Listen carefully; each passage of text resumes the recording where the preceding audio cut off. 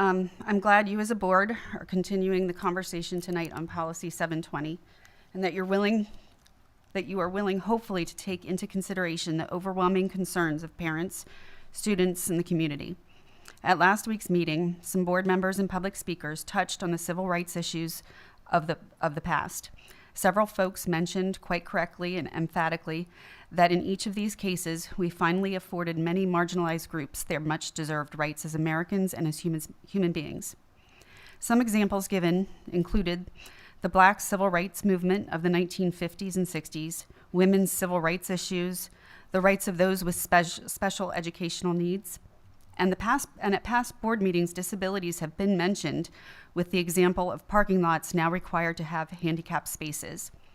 All of these rights movements, each of these, have contributed to the forward progress we have made as a nation to provide equal rights to any marginalized group. Also, at last week's meeting, the question was raised that why wouldn't we afford the same rights and opportunities to our transgendered community members or students? Great question. Let me just answer that by saying that in every one of these previous examples given, not a single right of any other human was taken away. Allowing people of color to work, to become educated, to work, intermarry, and go to the bathroom with those of a different skin color. Affording women the right to equality, providing equal opportunities to the disadvantaged. In all of these cases, these changes absolutely did not negatively affect one other person.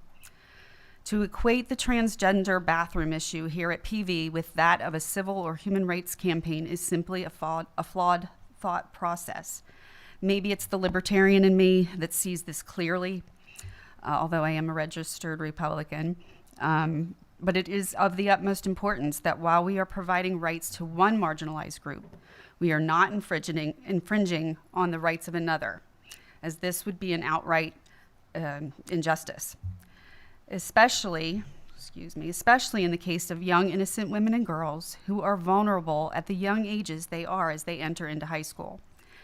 Last week, we heard a gentleman speak of his autistic young daughter who already has issues beyond what we all know young girls go through in their preteen and teenage years.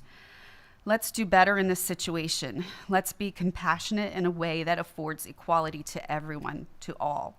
This standard is currently covered and working in Policy 720, and dropping it won't work.